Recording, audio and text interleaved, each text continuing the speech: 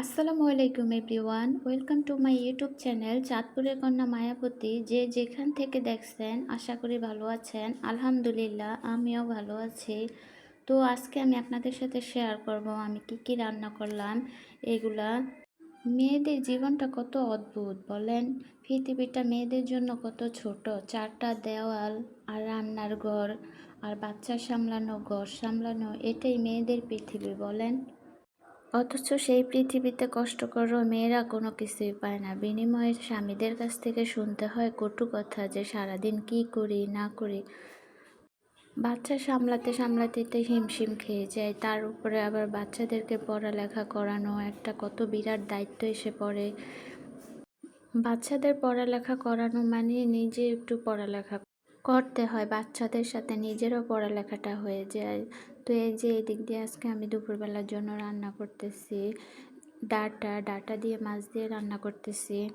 আজকে আমি যখন রান্না করতেছি তখন একদম চারদিকে বৃষ্টি হবে, এ কারণে অন্ধকার হয়ে আছে। এই কারণে আমার ভিডিওটা একটু মানে গোলা গোলা হয়ে আসছে।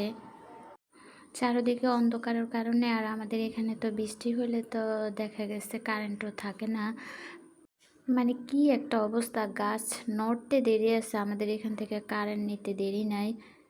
তো এই কারণে আমার ভিডিওগুলো আজকে গোলা গোলা আসছে।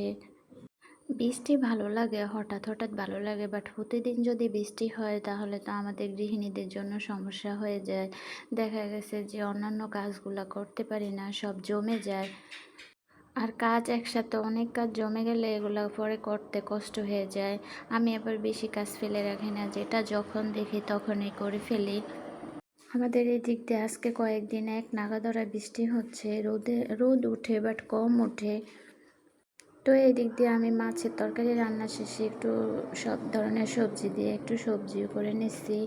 এখন আমার রান্না প্রায় শেষের দিকে, তো এখন আমি আবার একটু আম কেটে রাখছিলাম, ওগুলা রোদে শুকাইতে দিতে পারি না, এ কারণে আছাড় দিয়ে ফেলতেছি, নষ্ট হয়ে যাবে। কারণ রোদ থাকলে তো রোদে দিব, রোদেই নাই। তো আমার আমগুলা এমনিতেই একটু কচি, তার উপরে আবার রোদে দিতে পারি না। এখন ভাবতেছি আমগুলা আবার সব গলে যাবে, আছাড় দিলে আম আবার একটু থাকতে হয়। আসলে আমার ঘরে আচার অত একটা কেউ পছন্দ করে না, আমার বাচ্চারাও পছন্দ করে না, তারপরও আমগুলা নষ্ট হয়ে যাবে, এই কারণে আমি এখন আচার দিয়ে দিচ্ছি। আর আমগুলা এত টক ছিল, অনেক চিনি দিতে হয়েছে, তারপর অনেক টক লাগে আমগুলা। আমি কিন্তু আমগুলো একটু আগের দিনও চিনি দিয়ে তারপর রেখে দিচ্ছি, এটা আমার পরের দিনের ভিডিও এখন অ্যাড করে দিচ্ছি।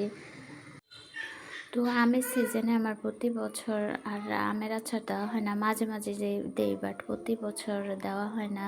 তো এই যে এখন আমি আমগুলো পাঁচফোড়ন তারপরে মরিচের গুঁড়া অ্যাড করেছি। আমি খুব একটা মরিচের গুঁড়া দেই না, যেহেতু আমার বাচ্চারা জাল খাইতে পারে না বা আমরাও জাল খেতে পারি না, এ কারণে অল্প করে দিছি মরিচের গুঁড়া। এই দিক দিয়ে অন্ধকার হয়ে আছে, বৃষ্টি নামবে নামবে, আমিও খুব তাড়াহুড়া করে রান্না করতেছি। আমার রান্নাটাও শেষ হয়ে গেছে আর তখনই বৃষ্টি নামছে। তো আমি বিকালবেলা খাওয়ার জন্য আবার এই যে ছোলাগুলো এখন রান্না করে নিচ্ছি। আসলে সন্ধ্যা হলে আমার কিছু খেতে হয়, না হয় ভালো লাগে না, কেমন জানি লাগে। এ কারণে আমার এগুলো মুড়ি মাখা তো অনেক পছন্দ। রোজা চলে গেলে আমি সবচেয়ে বেশি মিস করি এই মুড়ি মাখাটা।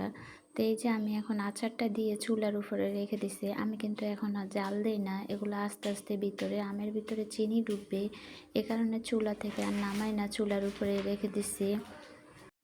তো আমার রান্না কিন্তু একদম সব কিছু রেডি হয়ে গেছে, এখন জাস্ট আমি এগুলো চুলার উপরে রেখে দিছি, আমি কিন্তু এখন আর জাল দিই না। তো এই যে বিকালবেলা আমি এখন গরম গরম এগুলো বেজে নিচ্ছি, আলুর চপ, পেঁয়াজু। তো আজকে এই পর্যন্তই, সবাই আমার জন্য দোয়া করবেন, অবশ্যই আমার ফ্যামিলির জন্য দোয়া করবেন। আমাদের ভিডিও যদি ভালো লাগে অবশ্যই সাবস্ক্রাইব করে পাশে থাকবেন। আমার ভিডিওটা পুরোটা দেখবেন না টেনে, লাইক কমেন্ট এবং শেয়ার করবেন। আমার ভিডিওগুলো যদি ভালো লাগে আপনারা উৎসাহ দিবেন। আল্লাহ হাফেজ।